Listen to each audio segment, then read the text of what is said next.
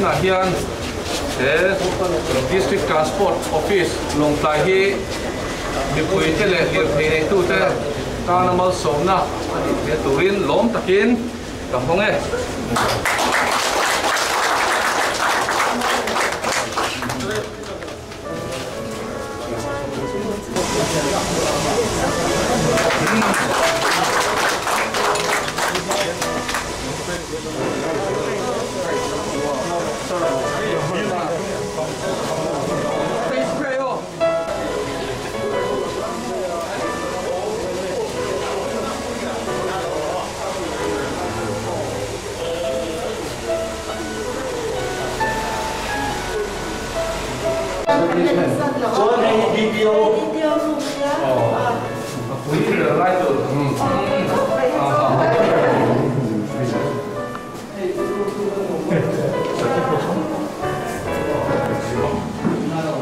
Ani na ka chuan tunlai kong thalo ti te kan khia urlai ni ne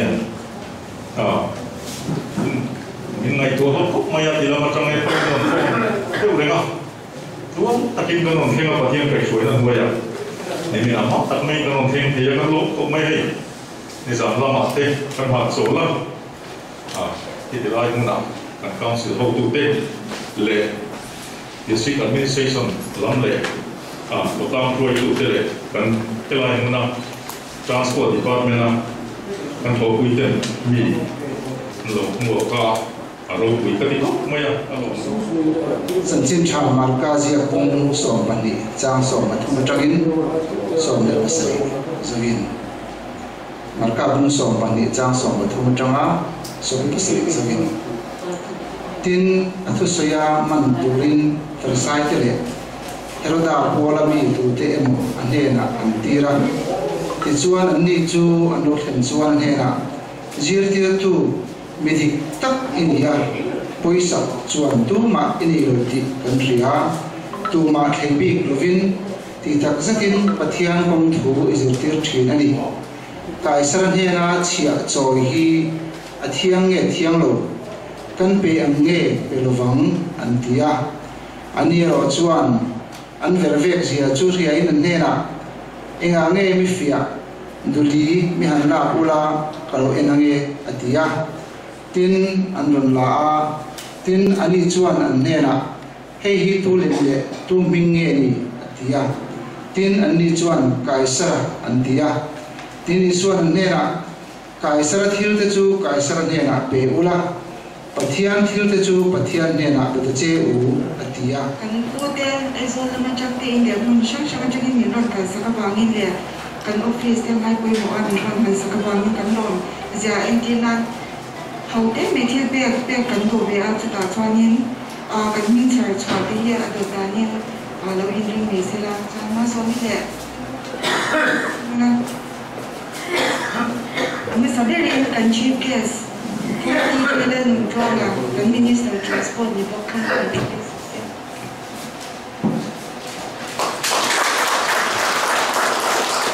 Adot le atuanin kan guest of honor UH Biagzawa kan emiten ni Bokan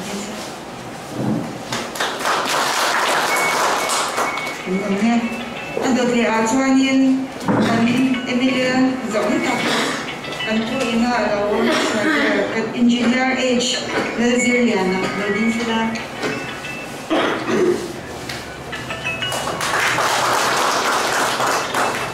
andot le atwani kan director engineer Arnel Ramoya ni kan po ngoy niya sama chuan I zanin te hi chu le ria thei ula kan ti a ma se kan insist ngam lawa nang ni po a lau le in thung te sungin in long kala covid thila wangin he e zon ni ke ko ngar tha tang khan ka mole to lo ni ka te khan in sin ko te po hi a harsa a e hunin na sir si lawa in program khasa a phe khasa din kal pe me don moni kan te dc ne kan han soya kan dong tha oi lo de mun do na I long tlai su rin o mate po pu rin o mate po om de a jak ta don lo moni o kha kan te ma se hi in huni ron extend ani zan in ja ka so kan so siam te le engkin tui lo ma se kan swang de a i khang te min han kil puya kan lom via wa chu wang chuanin kan ui ve theilon zewa sei ha a hetiang tho program in nei ve hoka i an lo hak le ve em bok chiwa alom ka ti he me ya kan minister hi kan shanga Law and Judicial Department, Transport Department, Parliamentary Affairs Department, Forest and Climate Change, Environment, Forest and Climate Change, Boka, Akoya, Angahi, Angai Puimo in Angai serious, and Carrero Galasha, reaction to Kum Hadve, and Transport Department, Akan Deputy Directorate of the Mana in Tun Ministry 2018 to election months, Sakan Isola, Pompea election, MLA, MP, Hakan Kondaga, it's one and the Ronzinga. Minister Zinga no Pangben Akakan Han Shon Hala and Long de wa na Totsung Zanga in Purpuido and he can load the way up a transporter officer so bo in a Totsung Zanga a Gariro on the so Central Lama Asinani po in Aron Hove like officers at the Andera Janga Dever thank him in meeting Queen Hala and Tukalam Lebolam at Tiar Hian a soy baby ka pa kan lang dan tur tele kan ti tur chu kha I hun enge du tu kha kan soy be thi ni chu ui chana chuang ni awang hian soy chin to su deuh ngai to ni ka hria a hei kan soy du lo thei lawa soy tu ni ka hria toi te soy to na ta chuan kan soy du wa chu ke ni hi district kan ni na hi Tuma Chim Tui Pui district kan di sin Akhan Sai district ten ngan district khat ni kan ho thin khan ni a so da son ke ni subdivision kan ni lai khan ni district Akhan an to a district office ani ang takin district transport office te po hi ani chuan ni na re de va ke ni ro chu Kai Khonwa District Transport Officer and Office hi nei kan ni awang in kan building te khatun ma khan athalem lo hi maya ma ro chu kun local zela hei tuna chuan tun ma district office kan nei te ne nan khai khin chuan hei hun thar lo mom tak me kan lo chuang kai tareng mai ni hian ka hria a when lia kan o tu pa tan cái ina ahan hon ta ka khan uti se nan ta ka khan asu ma khan kan han pui ve ze la sak dan te po en kim mai he tha to ka building te po ya lian nin bo to he ni in ka hia a lo mom le mai in ka hia a lo thu se to tam ta ka omani Samson Danangin construction of district transport office at Longka the anit this one afan hi NEDP atanga ania asang samza ta hi noi zani samna kariya ani this one an samson gan ni hi ni samthum kathum sang ni songna lai to khani tun khenga paisa kan man to sa ta hi noi za somriat to 0.69 lakhs 69 ani hi kan zo vek to na contractor hi fan kan la hung kim lo wangin to na hian noi samthum ero kan la bat saka amma sabela ka soi du chu hey transport department hi department poimo tak alowa thei to lo le thei chungchang kan siat dan ber hi chu motor encode tu ti la hi chun kan siat dan o sam ber ni o me adang tak kha chu thau na in transport anti chuan ma se hey kan poimo le alowa kan thei mi lo kan motor le thil chefe hemi chefe le registration le khal tu chungchang hi min encode tu ber khan ni wang hian kan riat dana hian transport ni to chuanin hei Longka phe chuanin DTO te MVA lam se pahi la ren khop maya transport diesel se pahi al soile sup zela la khop maya chu wang transport kan ti khan motor lam min en ko tu department poimo lutuk mai kha ania wang he department he tun ma chuan antila pui sui vak lovin a oma MNF ministry akhan DTO office he pui tlinga da kha kan pu kha abora towa min hon sak kha ania tuna pe chuanin district pui tling kan ni mai bia lama a office lamin he hian ngel nge takina nom thei tu hi MNF ministry akhanin hon khania DTO office tak hi ti chuan local zela anua anan englo lai khanin district thar akhanin kananin chude ulai laya MZ0708 kha keni chu council kan lai khania hei voina kan district president pularam yanko ni oma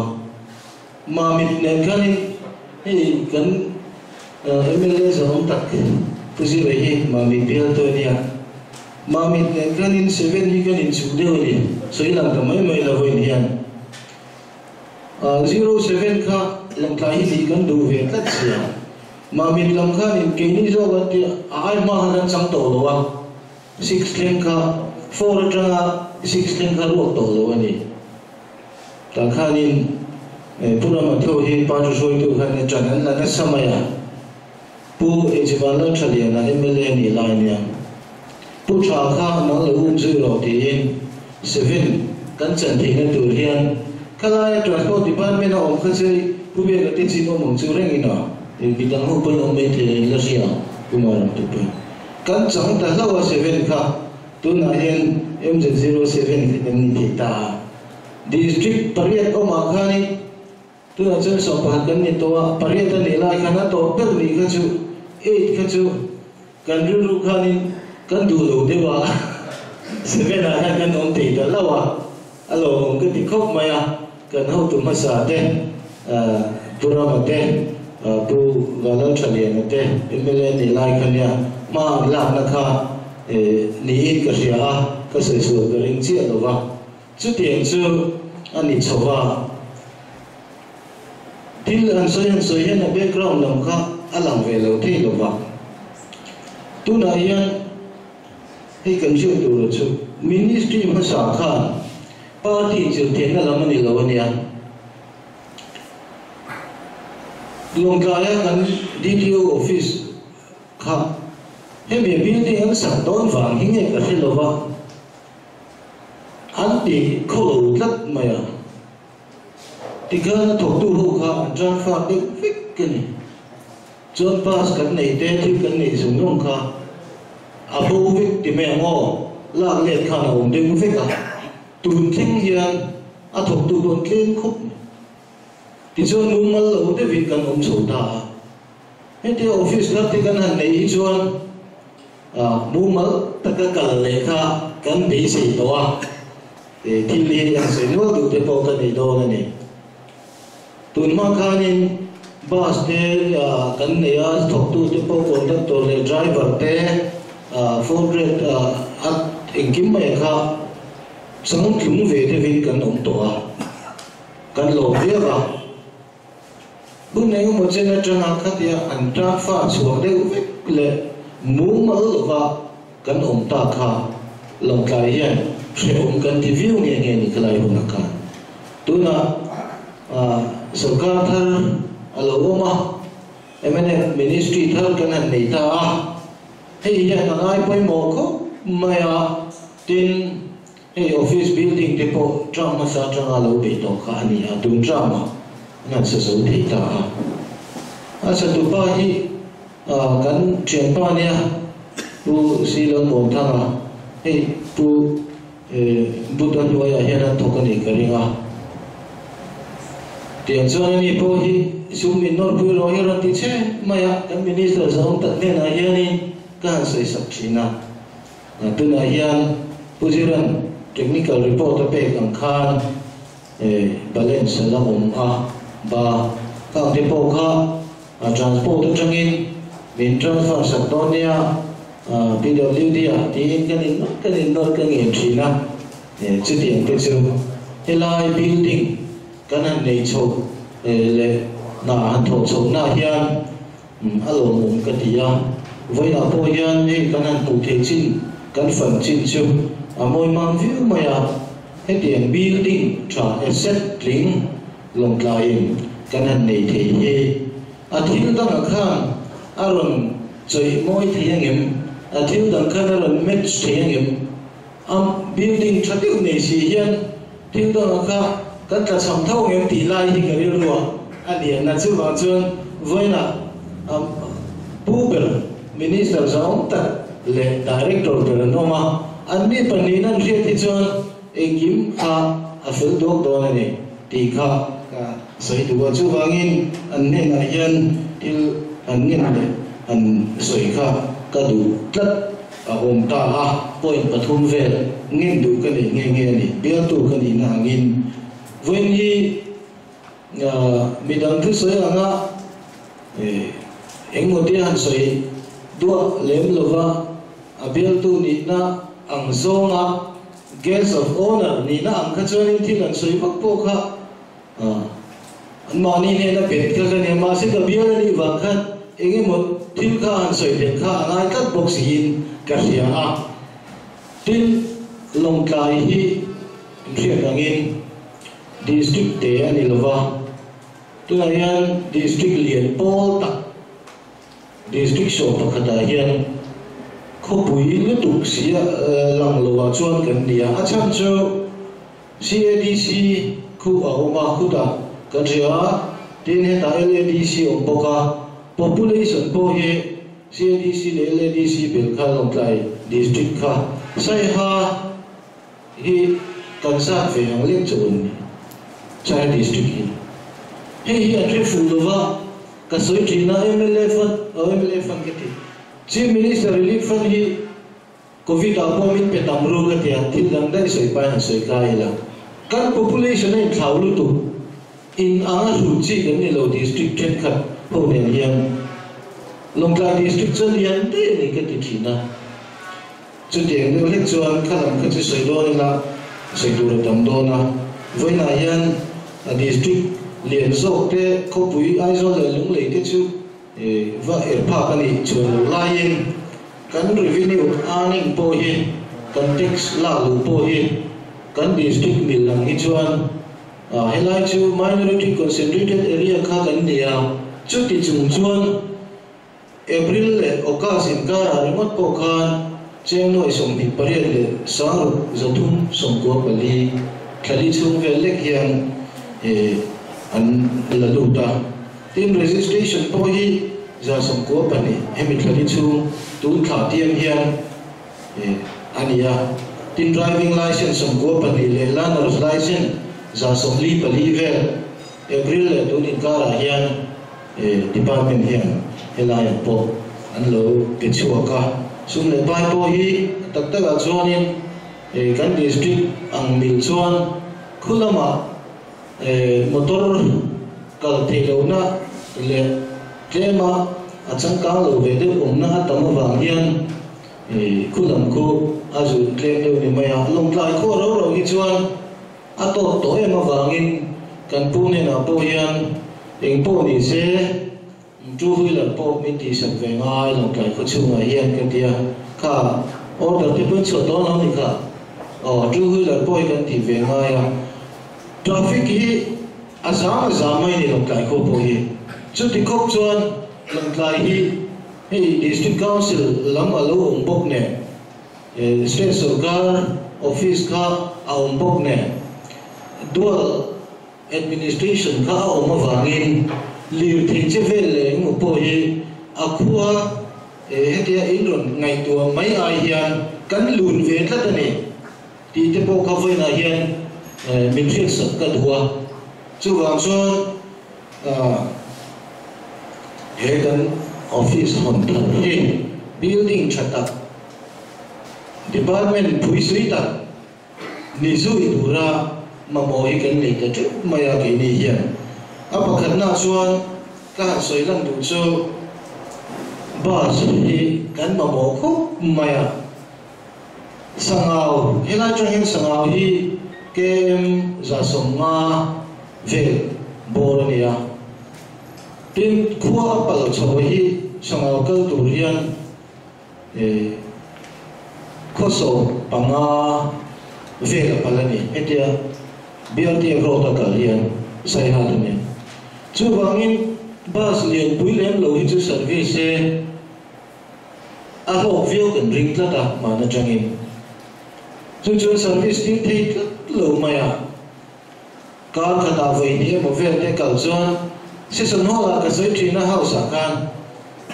soi lai chuanin ngai poi mo de wang khan kalama se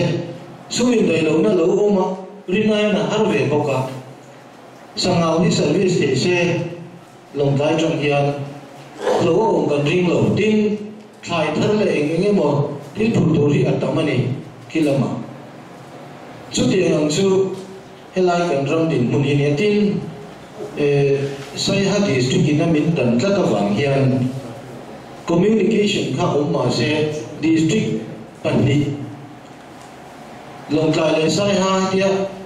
sai long tai bi ve kal po tu ran sai ha district lan tlang le ngai wang hian a thariu do nin kan theta passenger le bungrua le thil dang rim rim ni har sanong lo ti khan district pani ki lam kha awa vil don kha anita chu wangin min ngai poi mo sa ka tu ka ti mai vai ni yanin bil tu ka ni nan ka ngem du tlat chewa kan pu de na min rian sa e do tin chu lo le chuan tu la ya look is policy kan han tia ek is policy tin dan sai to zo mama AOC changa multi-modal transit transport project kal tu hi tu na hian anna hi zo ani thu khato ania 97% ver an zo le do lo an tho me kor pariat ve lo ma chu men zo chuan black to big depo zo de vet to nia he kong hi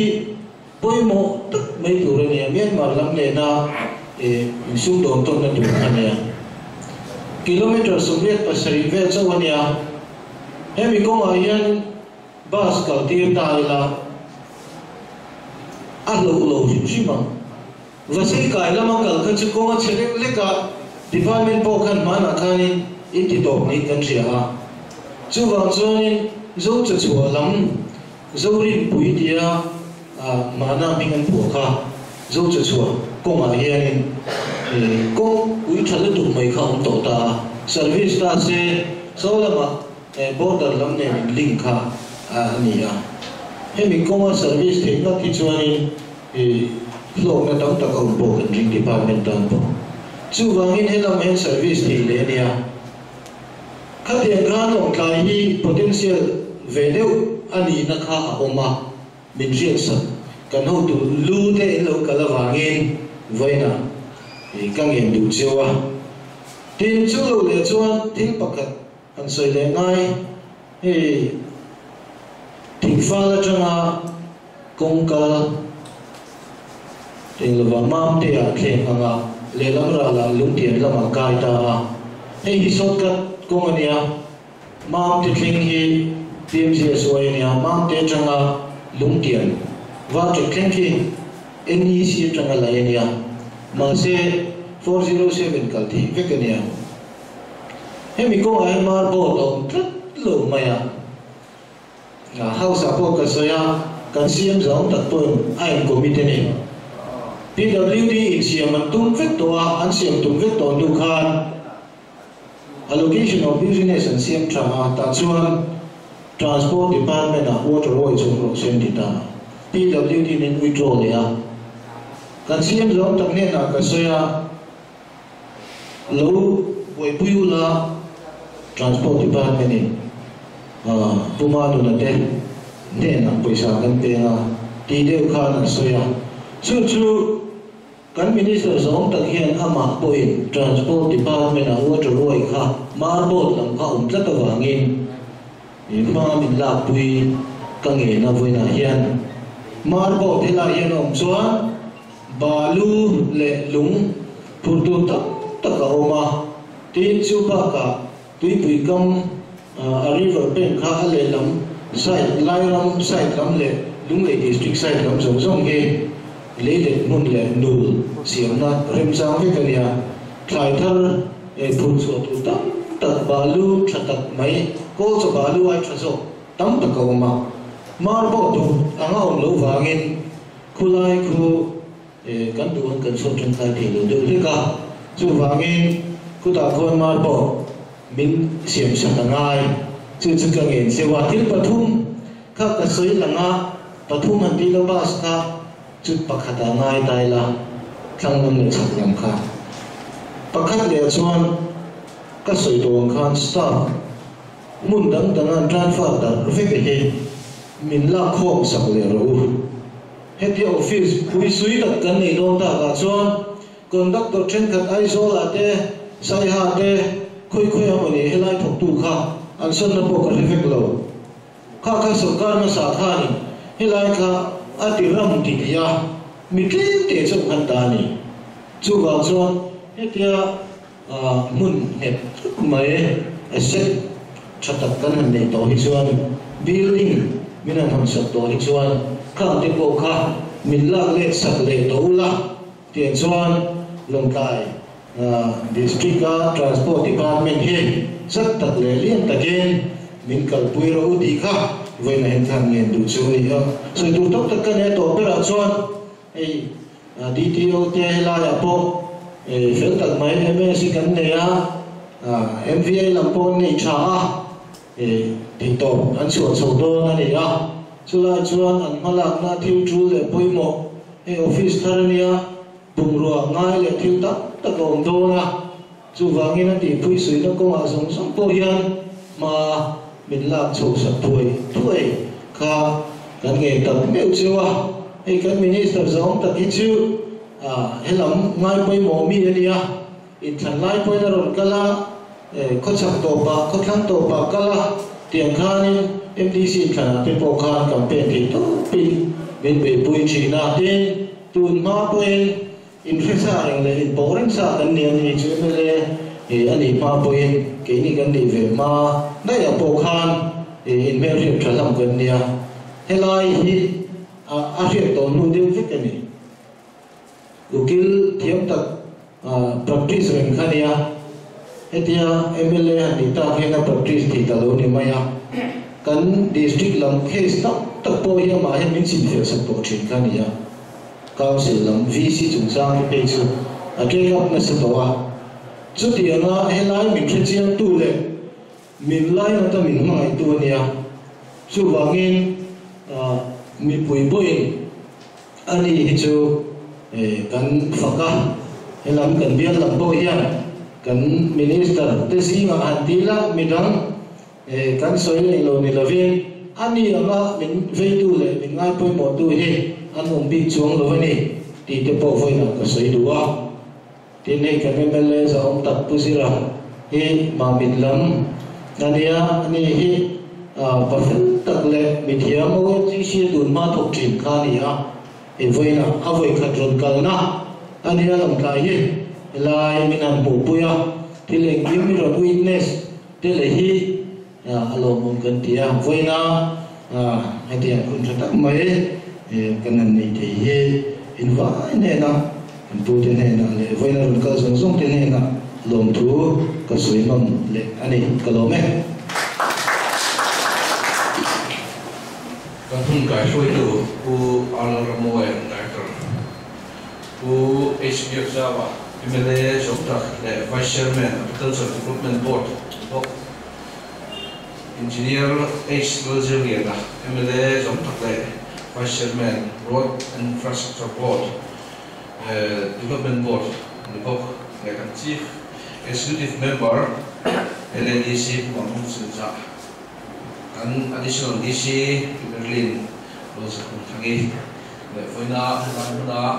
Koi mo tak rong form so te sign si bai ka bu ka chu ni min da so la ya ko kan lu main kan shui tu ve kan district council hruai tu te lo mo ka party hruai tu ten kan lo thuk maya kan tang le pha tin circuit house a min lo dong song tu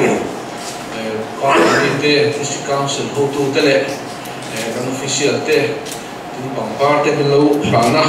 ni kha boin thingin kan DTO ten ipte moi tak mai le kha chu a han nek tai te lo oma ki ka mai sang la venga i nam din sei na hi i boin po hian le di si lai lam me lam thi turin kan in ha in po hi poi lam tha kan ni ve a chu dang suan ka mai sa khup maya ka tian thil pe min han pe kan long le ni tin hei kan DC quân rùa tên kan khen in kan riam man te a thon in lo ti saka kan lo maya man pe kan tuwa ngai lo ve lo ti a kan lo le ni tin ei le in zum sa a po tui nai tak lo so kan lo maya tin hei kan additional DC in sila kan se tong khan lai additional DC a lo ma sila transport mi a kan nei ani a transport address sen na address sen a kan tham bo khop ma ni lo dong song tha kan nom tak chit ani le hei chin khan kan dia tu bele dom tak pu ke zawan ku chu tak te an soya ani hi party a kan in man ho lai ten eng lai le on kala thu hi soi thiu khini ka dia politics a veteran ani ga ti thina ku ke zawa hi kan thu an se toi cho kan moi thop zel moi la tin hi bial po amanga ya china kan dar ko na se deu kha bial po he chiam maya la le mo ram te po khia ni ko masa kan pathian le buizara edin mun kan luat chang khan bial tan hian thi to ko ro chu hala amai ro chu ma kan han la chu do lai mekin hi puin kan ram min nu e wangin duangin son na kan pui thela wa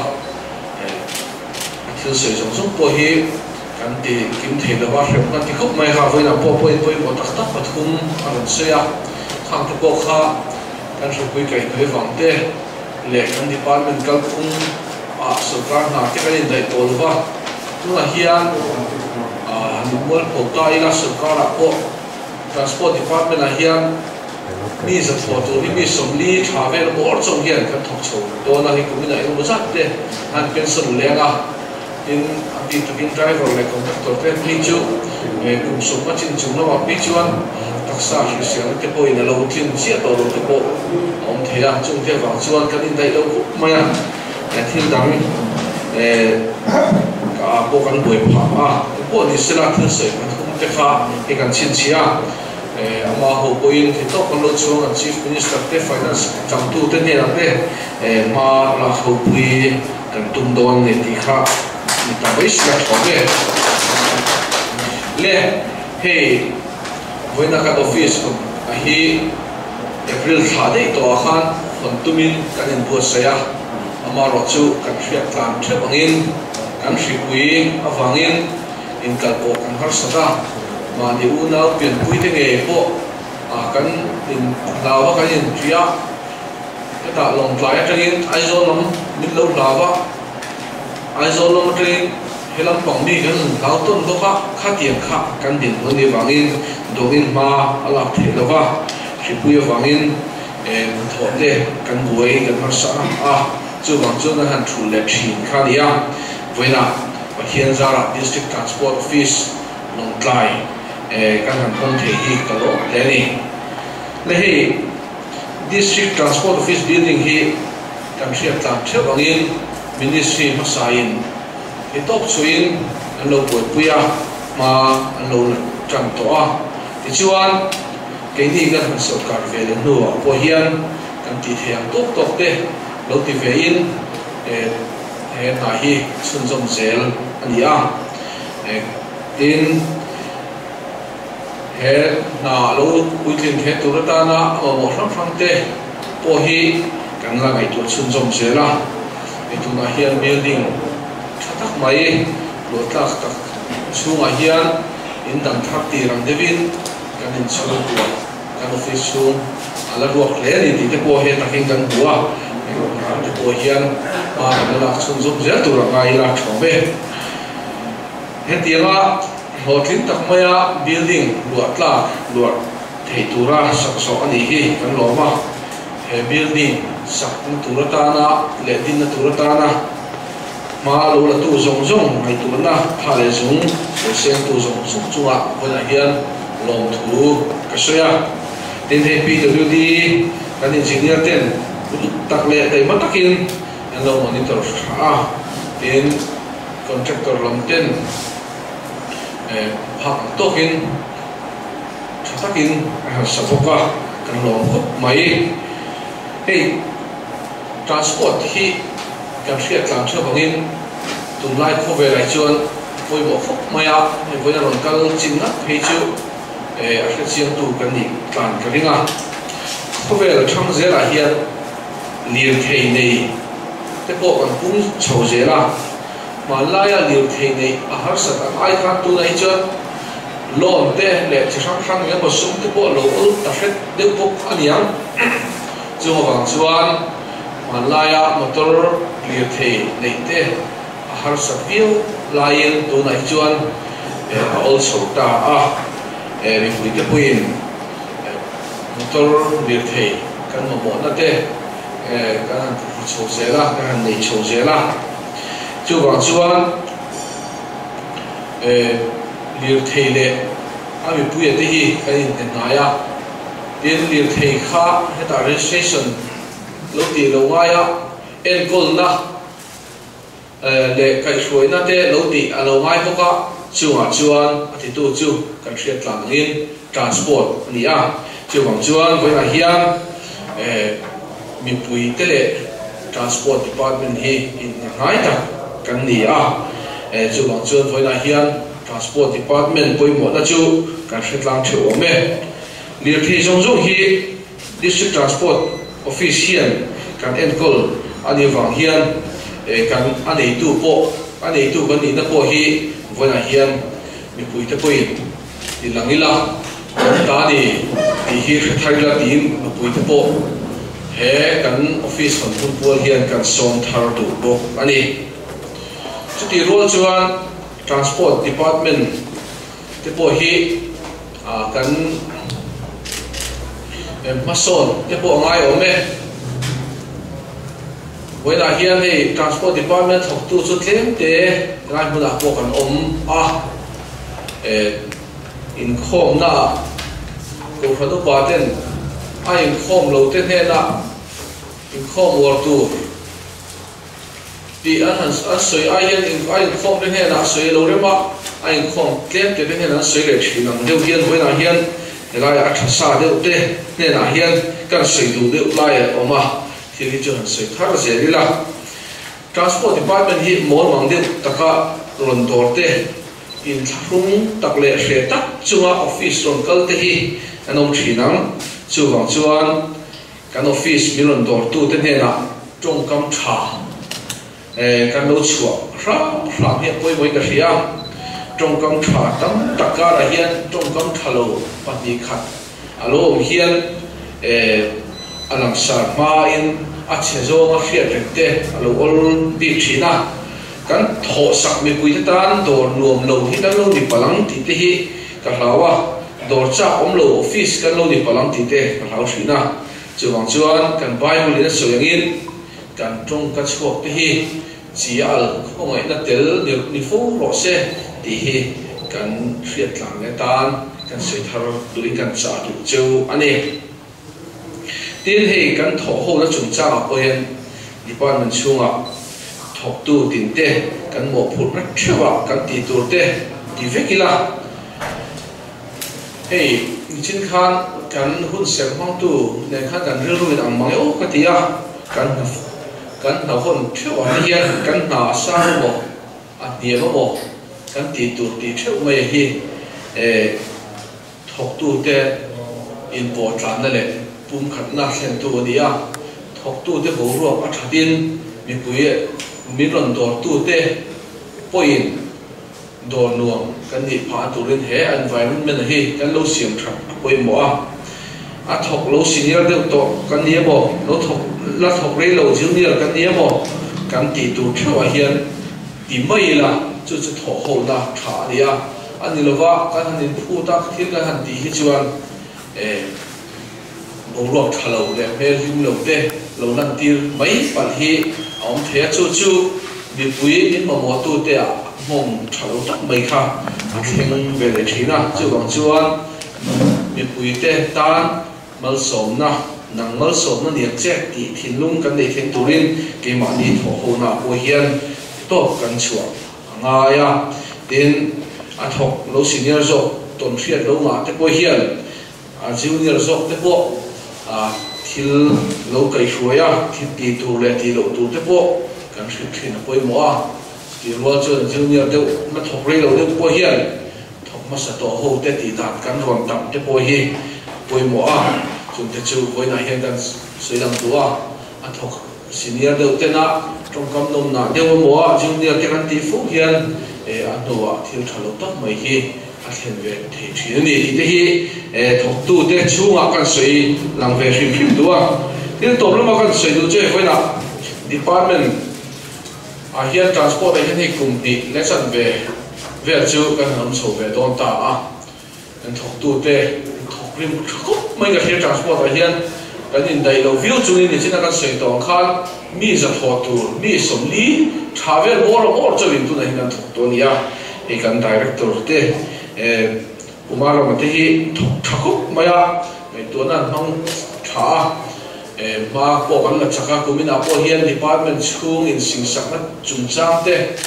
kan lo kal khung te le kan ma so na tur thil kan lo ti to ti chun zom to lo tur ta kal turong chi te kan ti lo han ti thar turong chi te te hin ma tam tak kan la tin vehicle rules chung chang a po hian central guideline te po hi ron khen ve de rang mai ya hen te po hi lo bo sui travel ball state kan no mai o mang lo khatia chu bang chuan wena hian kan director le staff te tu te chu a po hian elaya kan fruai tu tam tak laya ron kal khom te ma hian lom thu kan sei duwa anin pe na le thorin na hi a fak om ani le ka tlang kom na ta na kan sei du chu district transport building sakani the tura railroad le hun te lo seng tu zong zong te department staff te le mai tu na lo seng tu tin min he honna min tel pui tu pu biak za te he pu zero te tin kan cm te le kan executive member te kan mdc te party kan fruai tu pura ma te ho te tin kan dc le staff te party tanga aizol min troi on tu te zong sum chunga wena hian long thu se boka in he ka tlang kom na ta na kan se du chu he office hi nang mal som na yang che tianga kan man thengi turin kan thok tu te he rilu ti tharin wena hian atlang kom na tan tu na kan ran ni e ka lo ne kan kualin zong ta kule kan minister ni bo sa ro pi ta kan ngai tha kan tu soi te ka siaila a chome ei ka khia tangin kan department kan in dai lova ta chuan in dai lo chang mi pui mi an bo si hianin an bak lu te yom bak te ya dia na hianin kan film kurangai ko maya dor nuam di he office tumila tin atokolian ber chama te ber thenga in bo ta ke bum khat ta ka kan tho anga ni thoke kan nga to ni thoke po so kan nga si ya yang ani bang chuan malama lo in tha da thin te ko khan building khar kan luwa tai male so zo kin ma lo tai ma te ko khan tai male so zo ka na kan tho anga ni di ka ke ila a cho me chuan tu na chuan kan di yo kan so mga bibi mal som tuangi PMSC kan so mga ani hianin sort of thanks from proposal actually me tu nilok so ma Chairman Kalomia bu India hian he kan program kan office district transport office longkai na a yun de we to mas very kan khol ta so tak mai kan minister ODG dan tuangi na tu kan saya ni so atani kan guest of honor kan MLA ni bo OH biak zawan ni na tu kan sila din adot dia chuan kan MLA zong tam engineer H Lel Ziriana board and infrastructure vice chairman dia kan CEM ko Manhong Jin za dia din kan director kan chairman kan chairman Lak Sakto le kan JD and joint director SDA le headquarters kan chamar tel ku dia no tu kan seboka din kan deputy commissioner kan additional DC ke ne na long thu kan saya tin kita technical report meron pek sakto kan EEPWD building ani hi rung le chani na ron kal ron ma chunga long thu kan sei boka tin kun ser thatak min ne sakto Reverend Dr. LH Lpek lo ne na ron thu kan shira tin kan mi som te hetilaya LADC area chunga kan EM le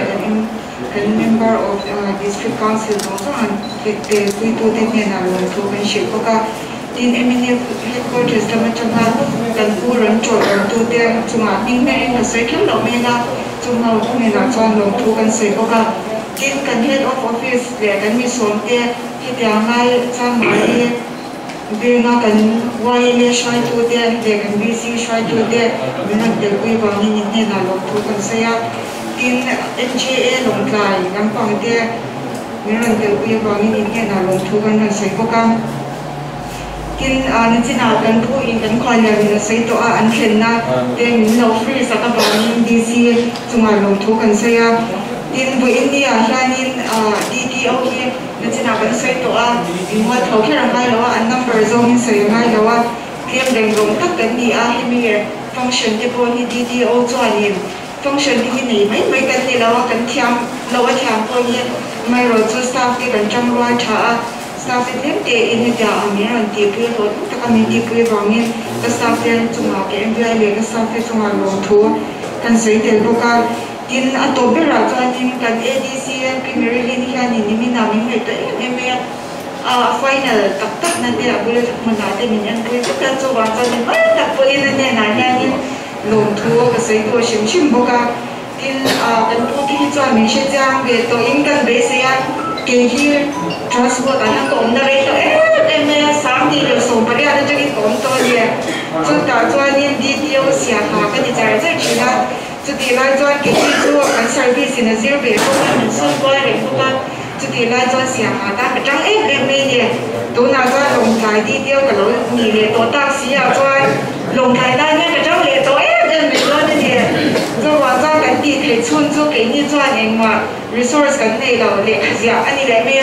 kan le khai lo mu cham ji le to ne ni ti kha kan sei to a hom mo ti kan nga a chu wa chan kan pu kan minister of line ni bo ka kan director te kan JD te kan poi mo ma kan le kha de si ra mi lo ho sak mai lo yen min lo yen saka u lo ta ka min nau thia saka thi am anga min pui kan nei sei tak zet ani tin de chin a khan kan pu ina sei zo ya transport office yan ma khop me ya DDO kan om ren zum na kan NDI ni an lai se me NDI ru ma chang ya ni nan lon kala DDO ru ma ya nan lon kala pi min lo sai sak DDO in min ti ra te hi lo ti ke ze me ni sa ke ya ka kan kai na pya ma cho kan ton chi ni me kan NDI hi thu me ni ni cho na ke ko ya na thu ni na sak ta kin ga me ni a do do ya mi ko le me ni chu wa ko ni we ni ya na chu wa ya ni na bi ko thu kan sei bo ka kan pu te sia ma ta ma in chau le do na ko ma chabak lo wa ki lam pom te bo ma ho ru no ma mai chong lo wa chong ta in ka ze na to rin do sak na ka kan ko ka we program ni ti ka ti sak to te in sa ba chu ma thu sei bo ka